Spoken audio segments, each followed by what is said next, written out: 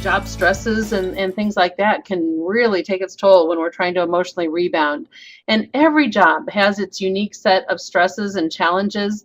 You can probably tell from my picture, I'm not like brand new in the workforce, and there aren't any jobs that I can think of, even as a teenager that I had, that didn't come with its own set of stresses and challenges. And even in spite of all that, we want to make sure we're prepared to quickly rebound from those difficult situations so that we're resilient, because the world doesn't stop when we have one of those situations. And we want to make sure that we're prepared to be resilient and rebound from that and move on to the next task of the day. And this is talking about job challenges, but this also, emotional rebound, can definitely be applied in your personal life too. A lot of the participants today, I'm sure you have some different challenges going on in some of your personal lives. Some of you may be dealing with some financial issues. Raising kids can be challenging at times. Maybe some health challenges have come along. And when those types of things are going on, even in your personal life, it sometimes is very hard to leave that at the door when you come to work, and that can start bleeding into some of those interactions that we have at work. And then if we have a stressful phone call or a stressful interaction with somebody, sometimes that is the last straw, and it can make it even more challenging to emotionally rebound. So it's important to know, whether it's in our personal life or our professional life, how do we recover from those difficulties and those setbacks and shake it off and get back in the game. And likewise, a professional baseball player may be running an average of 0 for 3 in a game. They struck out 3 times, and now they're up to bat again with the bases loaded. And if they don't have some real effective tools to shake off the past and really focus on that present moment, they may sabotage themselves into a 4th strikeout, as opposed to possibly even hitting a home run. So we want to make sure that we've got the tools we need to avoid sabotaging ourselves when the next opportunity comes along to have a potentially positive interaction. We want to make sure we don't sabotage that. Now let's take a look at a couple of key facts about many of the participants here on our web seminar today.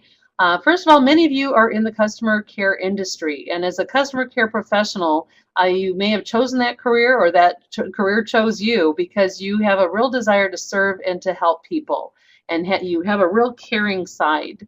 And now that can serve us very well as we're trying to have good interactions with people, but then on the other side of this, your caring side may actually magnify the impact of a tough call or a challenging interaction, making it even more difficult to rebound afterwards.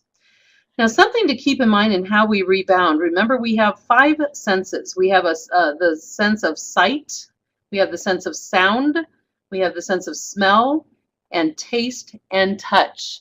So let's go back and look at some of the responses that you've shared and how you personally have tried to manage the stresses that you have and emotionally rebound from those. So Patricia and Rochelle, I know you were in there and had some, I see a common thread actually through many of the responses today, talking about taking some breaths and walking away. Rochelle, definitely the physical activity, standing by your desk and stretching definitely can help. Also walking away, getting some me time, Sherry, very good, taking care of you. Daniel, taking a break, walking away again, I see a theme here, and then getting some fresh air, and that again, you're getting different sights and different smells by doing that, as opposed to just staying, in the office at your desk. It's nice that many of you have the opportunity to be able to do that. Emily, similarly, take a breath and a moment to yourself and then move on. Then Teresa, I was glad to see your comment too, because I want to be mindful of the fact that some of the people that you'll be sharing this webinar with, or that are actually with us today, don't have that luxury. Teresa, I know you said you were in a call center and didn't have time allowances for going away from the phone, and if it wasn't your scheduled break. So you needed some quicker fixes than being able to walk away and go get some fresh air. Brandy, I see again, walking away, deep breaths, definite theme here. Try not to take calls too personally, very good, but there are some callers that really get under your skin. I love your honesty, Brandy. Then let's see, Christian, oh yeah, the power of vent buddies, being able to share your story with your coworkers. Julie, a girl after my own heart, you look at the ocean. Aren't we jealous of that? I'm in Indianapolis. We don't have an ocean we can look at, but we definitely have lots of Hershey Kisses available to us. So there's a sense of taste and smell. Certainly getting chocolate never hurts. And then having your manager review the call and discuss how I can do it better the next time. Joe, good for you, being open to some feedback. And sometimes you hopefully even get feedback that there was nothing you did, that that person maybe was had some other things going on that caused that interaction to not go well. Certainly, if it's something that we're causing, it's important that we look at those things objectively as well. So good for you. And then Tammy, find someone to make me laugh, read a scripture, share with a sounding board, find someone to give me a hug. Oh, there's that sense of touch. And if you don't have somebody to give you a hug, some of you may enjoy a good massage every now and then, or with the smell, burning candles when you're at home. Some of you may have the luxury of doing that at work, or just getting some essential oils that you can smell. I know lavender is supposed to have a very calming, soothing effect. So again, making sure that we're catering to those different senses can all help us. If we're not able to just get up and walk away from the situation, we want to find some quicker fixes. The other thing to keep in mind too is it's important to find things that work for you. We are all wired differently, and so we're going to explore some different ideas today, and we've got a lot to cover in that regard. So let's go ahead and move forward and start talking about some of these ideas. Now, one good thing about emotionally rebounding is there's been a big shift in the healthcare field to acknowledge that emotions are an important thing. They have a lot of validity because it tells us a lot about ourselves. And some of you may be familiar with this term emotional intelligence. Just like we have an IQ, we also have an EQ, emotional intelligence quotient, and it refers to how well a person can identify, understand, and manage their emotions. And if you're not familiar with this EQ or emotional intelligence, it is never too late. You can learn this at any age. So if you're not familiar with this, the good news is you're here today, and you're going to learn a lot about this. All right, now in our short time together today, we're going to focus on 3 important strategies. The first one is in order to effectively understand and manage your emotions, as it said in the EQ definition, we want to make sure we first identify the root causes. Sometimes these are known as emotional triggers. What is causing us? What's the root cause causing us to have some of the emotions? The second thing, after we've identified those emotional triggers, is learning how to mentally reset. How do we emotionally rebound? Having that ability is so important. And we'll talk about some quick, simple methods to quickly reduce stress in the moment to avoid feeling overwhelmed. And then third is to rebound to a positive state of mind. And it is equally as important to really learn how to shift your focus in order to rebound so that you are prepared to go into the next task. And that may be after you've been able to go out and see the ocean and eat some Hershey Kisses, or sometimes if you're in a very busy work environment, you may have an interaction that's waiting for you, a call that's on hold, or you're going right into the next meeting. And we want to make sure that we have some quick fixes for you as well today. All right, so we'll start with our first strategy, which was to identify emotional triggers. And it's probably helpful if we just define what is an emotional trigger. And what an emotional trigger is, it's something that someone says or does that evokes an undesired emotion from you. And let's dissect this. First of all, it says something someone says. And so that's someone. It could be somebody at home in your personal life. It could be a coworker or a colleague. It could be a customer. It could even be your supervisor or manager. So that someone has a big scope of who that could be.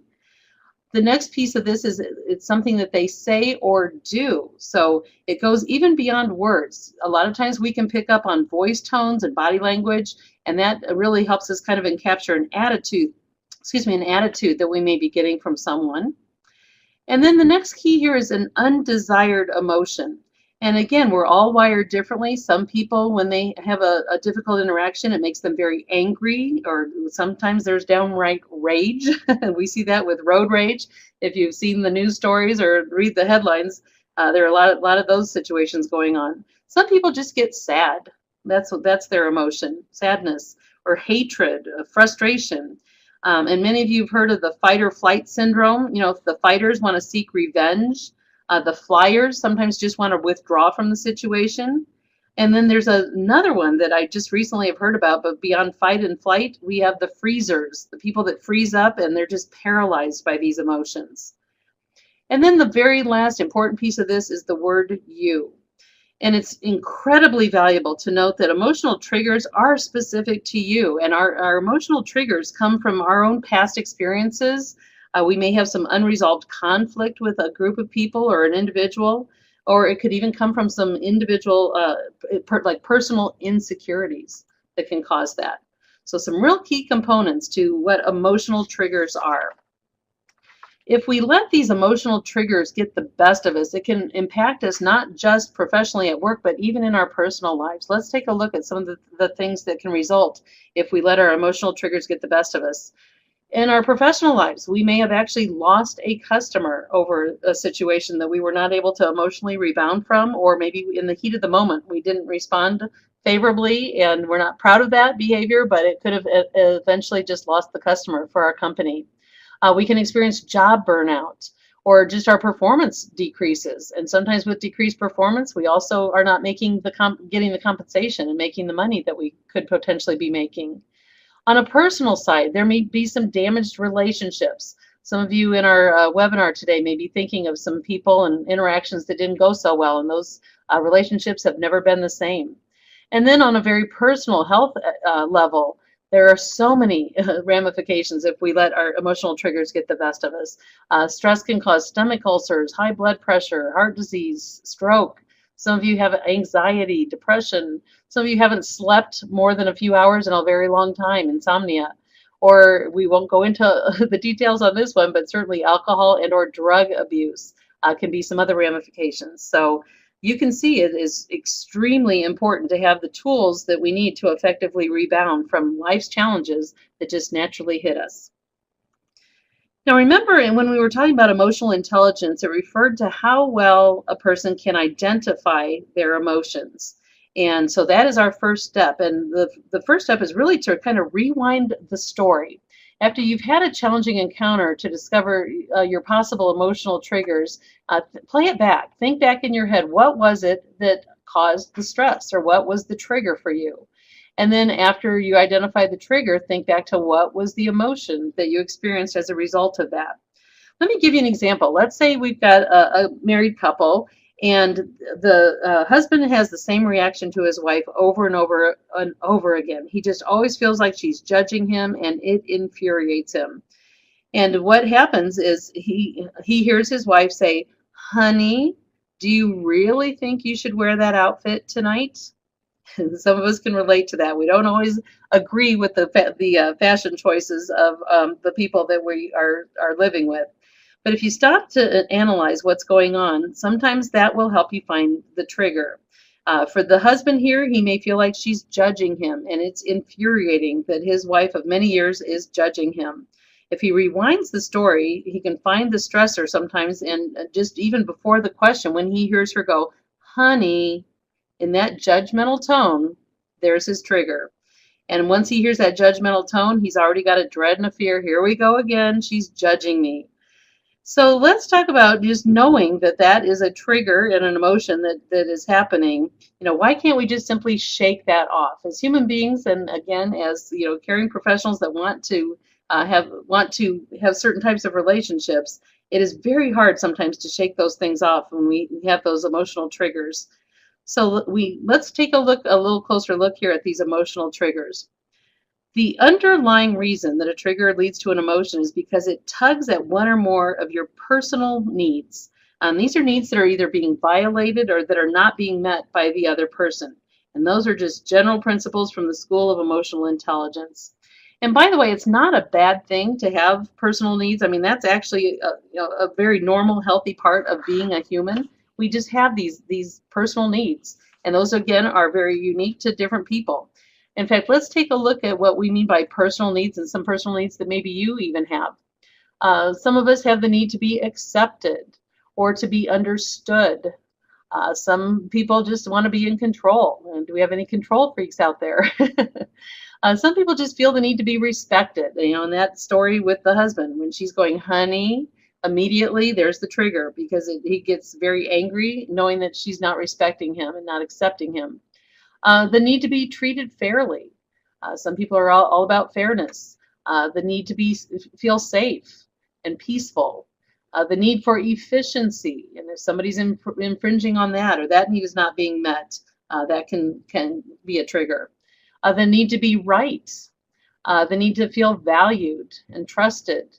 And then the bottom box is just a big old etc. Because we all know, personally, some of these may hit a common chord for some of you, and you have others that I'm sure are not even listed on this. So going back to the husband and wife situation, what we want to do is kind of rewind the situation. And here's an exercise. If you really want to get a handle on being able to emotionally rebound, here's a real useful exercise that you can use to help rewind your story after you have a challenging encounter. Now, first, think about a challenging and stressful interaction you've experienced that evoked an undesired emotion in you. And you maybe even had an undesired result. We talked about some of the results that can cause. And for some of you, this may be very recent, or for some of you, this may go back years, and you have just never been able to shake that one off. So if you can think about a challenging or stressful interaction you've experienced that evoked an undesired emotion, that's all a part of this, playing it back. Then, again, if you really want to get a handle on being able to emotionally rebound, here's a nice little 4-step formula that you can follow. Just kind of mentally filling in the answers here. First, step 1 is thinking of what was the trigger.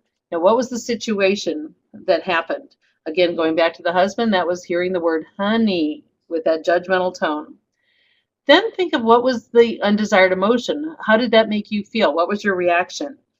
For the husband, he gets angry. Maybe he gets annoyed. Maybe it's infuriating because this is the 3rd time this week that it's happened.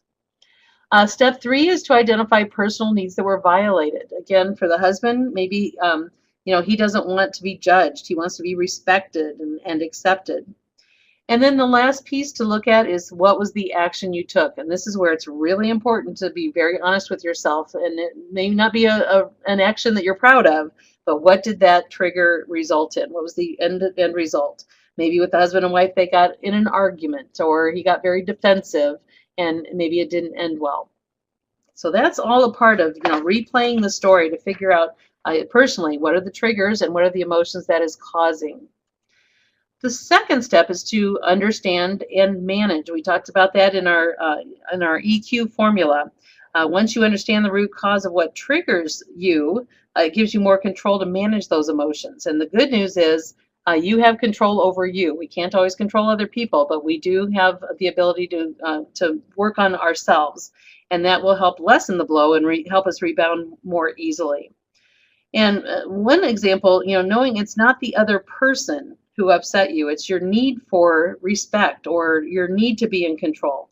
That's what was the most upsetting. It wasn't the other person. It was the personal needs that were being violated or unmet. And knowing that is going to give you more control because you recognize the cause and you can manage your emotions better. Now let's also take a look at a really important point here. One is that nobody can make you feel any way that you do not allow them to. And so that's just a real good lesson in accountability and kind of an important brief side note. Also, at the core, you actually choose your reaction because only you have that control and that power to choose how you're going to feel about it. And also, how you feel can turn into your actions. And that is very empowering because that's the beauty and the benefit of emotional intelligence. So there's some good background on just this whole EQ, emotional intelligence. Now let's take a closer look at this emotional rebound. How do we move forward then? Because we talked earlier about how there are some definite consequences if we don't know how to move forward, but there are also some great rewards if we do. And those rewards are not just professionally at work, but even personally, you'll see some benefits. So first of all, emotional rebound is a critical strategy to help you recover quickly and successfully get back in the game.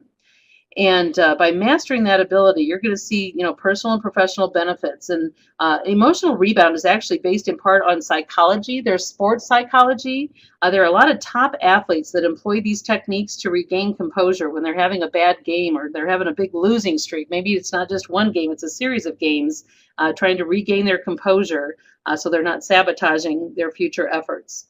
Also in the sales and medical professions, there's salespeople that were very successful and now they're in a big old slump and trying to figure out how do they work through that and get beyond that and emotionally rebound. Even medical professionals, and some of you may have been or still are in medical fields, and it can be very difficult to emotionally recover after losing a patient. And military psychology, and thank you for anybody out there serving in the military, but those emotional situations need to be worked through so that they don't control us. So there are many, many fields that are using this emotional rebound psychology. Also, even way back in Aristotle days, a Greek philosopher, Aristotle once said, knowing yourself is the beginning of all wisdom. And you're probably going to learn some things unless you have an extensive medical background. Some things that we found is that our nervous system has a natural on and off button. Our on button is known as the SNS, or sympathetic nervous system. Doesn't that sound fancy? And that's something that you don't even have to think about. Our SNS, or sympathetic nervous system, just reacts naturally to external stimulation. So when you feel like you're under attack, a lot of times our first instinct as humans is just to focus on the feeling. And when we focus on that feeling, it makes it even more intense. But it's a response to an external stimulation. It switches on automatically. Like I say, we don't even have to, consciously think about this. It just switches on automatically. Now, good news and bad news, it does help us muster energy and focus on the problem, but not necessarily on the solution, or at least not necessarily on a good solution. Also, the adrenal gland is activated almost simultaneously, so adrenaline starts flooding into our bloodstream. And then because of all these things, our responses are related to survival instinct, the fight, flight, or the freeze syndrome. We talked about the freezing up, where we're just paralyzed by those emotions. So this is our on button, our SNS. Then there's also an off button, and that's known as our PNS, or parasympathetic nervous system. And that is what takes over in very non-stressful moments when you're at peace. It regulates our body functions, thankfully, so that we don't have to consciously think about breathing and keeping our heart rate going and our heart beating. It takes over that, and also helps improve problem-solving skills. When we have our off button on, and we can a lot of times see the big picture and come up with better solutions. It also returns our body to that internal stability after the fight or flight response. Kind of taking us back to a state of equilibrium. A really important note you'll see on the bottom of this is our PNS, in other words, our off button, must be deliberately activated in order to feel its effects. So let's talk about how you can deliberately activate your off button. Being able to do a mental reset is important, a real important step to rebound from those tough situations. And there are two cornerstones for emotional rebound. And one is mental reset. And let's actually try out an exercise. Now, I don't know if you're all in groups or if you're sitting there by yourself, so you may feel a little silly doing this in a group, but if everybody does it, you won't feel as silly. But we're going to try out an exercise in stillness to kind of create a mental peace and clear negative energy. This is something you can do when you're trying to emotionally rebound. So I'd like to invite you right now, just kind of push away from any desk or table that you're sitting at. And if your arms or legs are crossed, if you would uncross those and put your feet flat on the floor.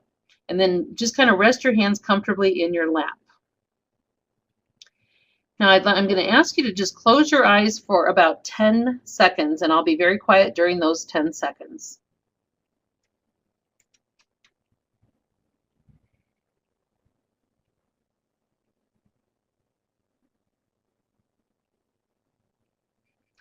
Okay, you can open your eyes now.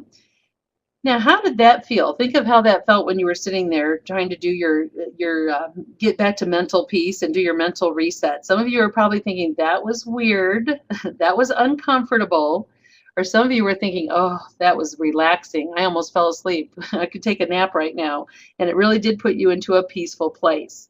So again, we talked about how everybody has, we're all wired differently. And some of you may have had your mind wandering. You had a lot of scattered thoughts flooding in there that was just 10 seconds of doing that. So our next exercise can help you when you have, scattered thoughts kind of clouding that mental peace, so it's not working 100% effectively. Then you can also add the 54-second breath. Now, intentional deep breathing is one of the easiest and most effective ways to mentally reset when you're experiencing stress. And the nice thing is this is also a tool that will help you access your off button. And that we talked about how that has to be intentionally turned off. So we're going to do a quick warm up. I want you to just observe your breathing and only through your nose, and breathe deep into your torso and your stomach. Your stomach should actually rise and fall. So that's just a warm up. Make sure that you're not doing shallow breathing. And a lot of you were mentioning how this breathing really helps you. This may give you some new ideas on how to effectively use that breathing to emotionally rebound. Now, in a moment, I'm going to ask you again to close your eyes, and this is probably dangerous to do right after lunch for some of you, but I'm going to ask you to close your eyes, and we're going to do a partial 54-second breath just because we have such a short time together today, but I do want to help you get the effects of this. So what I'm going to ask you to do is breathe in through your nose for 6 seconds, hold your breath for 6 seconds, and I'll do the counting so you don't have to watch a clock, and then breathe out through your mouth for 6 seconds, and we're going to do that for 2 times. So let's go ahead and give that a try. It won't be the 54-second breath, but it'll be your first little trial of that. All right, so you're going to breathe in through your nose for 6 seconds, and I'll count 1, 2, 3, 4, 5, 6. Now hold it for 6 seconds. 2, 3, 4, 5, 6. And then out through your mouth for 6 seconds. 3, 4, 5, 6. Now let's do it again. Breathe in for 6. 1, 2, 3, 4, 5, 6. Hold your breath for 6 seconds. 2, 3, 4, 5, 6. And out through your mouth for 6. 1, 2, 3, 4, 5, 6. Now that was just 2 rounds of this deep breathing, and like I say, the 54-second breath is doing 3 rounds of that. If you take the 6 seconds times 3 sets there, that would be 18, and doing that 3 times can really help you do more effective breathing. And there are so many benefits. I was thrilled to see how many people say that they take a deep breath and they do breathing, breathing, breathing. That was a big theme. And you may not have understood why that works, but here are some definite scientific facts about why there are medical benefits actually for breathing, why that works. First of all, it detoxifies and releases toxins. And when we exhale, our body is releasing carbon dioxide. And our body is actually designed to release about 70% of our toxins through breathing. So that's why shallow breathing is not going to be nearly as effective. Also, you may have even experienced just in our 2 rounds of the 54-second breath a little bit of released tension, because when you're tense, your muscles tense up, and a lot of times we end up doing very shallow breathing. It also relaxes the mind and the body and brings clarity. Our body needs oxygen up to the brain in order to be able to function at maximum capacity. It also elevates moods and relieves emotional problems. So I love to see how many of you are actually doing breathing. It's so important to be sure you take care of you. Nobody will do that better than you will. And then it also improves the nervous system. Our body depends on oxygen, and as we oxygenate our blood, it also is a great stress reliever. So breathing, even though you may feel a little silly doing it, it can definitely have some great medical benefits for you. All right, now if you still had trouble removing, your scattered thoughts, if they were still flooding into your mind, this is something I personally have practiced, and it actually does help. When you close your eyes and you're going to be doing the 54-second breath, just picture a blank white wall. Because as busy professionals, and some of you are busy, parents, and in your personal life, sometimes it's very tough to keep those scattered thoughts from flooding into our brain. So just picture a blank white wall when you do that. And then the other thing with breathing is it brings us to that place of peacefulness and puts us in the present moment. And sometimes you'll hear this referred to as centering. Now, I told you earlier how we're all wired differently, and it's important to think of how you tend to become when you're agitated, when you're trying to figure out the best way for you to emotionally rebound. If you tend to be the person that's more of the fighter, you get angry, you get agitated, you're going to respond best to activities that quiet you. And that's where the breathing can come in. Even a centering breath. What a centering breath is where you actually put your hand on your heart and close your eyes and think about something or someone that you are grateful for. Or think of something you enjoy or something that energizes you. And as you're doing that, do your 54-second breath, and that's centering you as you're focusing on that thing that makes you happy and that you're grateful for. The cooling breath. This is one where you just basically take a deep breath in through your mouth as if you're sipping through a straw, and then breathe out slowly. And do that for about a count of 20 seconds. And you'll feel kind of a cool, dry sensation on your tongue. And you can do that longer if you want to, or as often, and repeat as necessary. Then, on the other hand, some of you are not the angry, agitated person. You tend to be the depressed and withdrawn person when you're under a lot of emotional stress. So you're going to respond better to kind of stress reliever activities that are stimulating. So the energy chop is where you literally put your hands in front of you with your palms facing each other and make a quick chopping motion and move your hands really vigorously. And as you're doing that, so you're chopping up that negative energy. That's a real simple exercise, and that will also help to oxygenate your blood because of the vigorous movements. And then last but not least, it's also very, very important to get back to a positive state of mind. And isn't that easier said than done sometimes? But it's important to clear your mind of that negative energy and do a few mental exercises. One, you can use focal points. In fact, this is where you remove yourself from the situation in a non-physical way, because I know some of you can't just get up and walk away and go outside and get fresh air or go get a Hershey bar or a Hershey Kiss. In fact, Evan Longoria, some of you may be sports fans, he's the third baseman for the Tampa Bay Rays. He's also an MVP slugger and a two-time Golden Glove Award winner. And he had a slump for a while and consulted with a sports psychologist and learned about focus points. So what he did was he would find a point at the top of the left field foul pole on the field before he stepped into the batter box.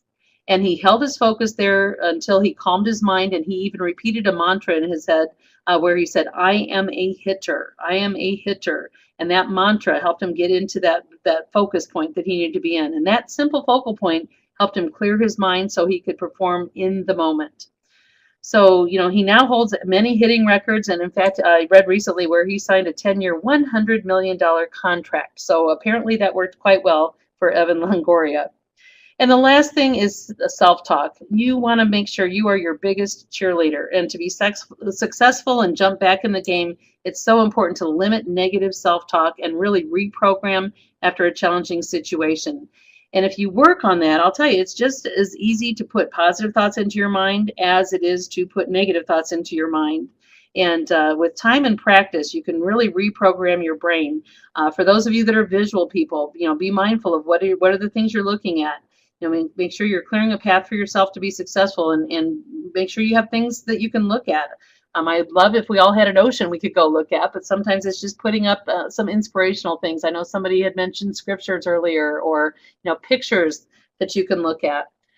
Sometimes it's even, and these are just so accessible on the internet, but just some positive quotes that you can put up. If you don't have your own personal mantra, just put those around there so that you visually have those to look at as you're trying to learn how to emotionally rebound and mentally reset your mind into some positive self-talk and positive energy things. So with that, I truly hope that, I know we had a very little bit of time today to give you just our introduction to our emotional rebound workshop. And as always, there's a difference between knowing what to do and actually doing it. But I truly hope today we've given you a few simple steps to help you to improve your ability to emotionally rebound from life's challenging situations. And this particular workshop is one of the modules that can be included in our Customer Service Plus training. So if you want any more information on that, feel free to contact us by email or by phone. This would be something that we could put into a workshop that includes Customer Service Plus topics that you see on this list, as well as possibly doing a module in our Customer Service Pro foundational skills training. So some of you have had those classes and some of you have not. So feel free to reach out to us if you want more information on that as well. So with that, I just want to thank everybody for their participation today. I know that some of you are probably more stressed now because you were missing some some important things that were going on in your offices, but I am so glad, and I hope you are as well, that you took some time today to take care of you. Let me know if you have any questions. I will stay tuned to the chat box if you have any. Otherwise, I will let you get back to your busy days. And again, I want to thank you so much for your time today.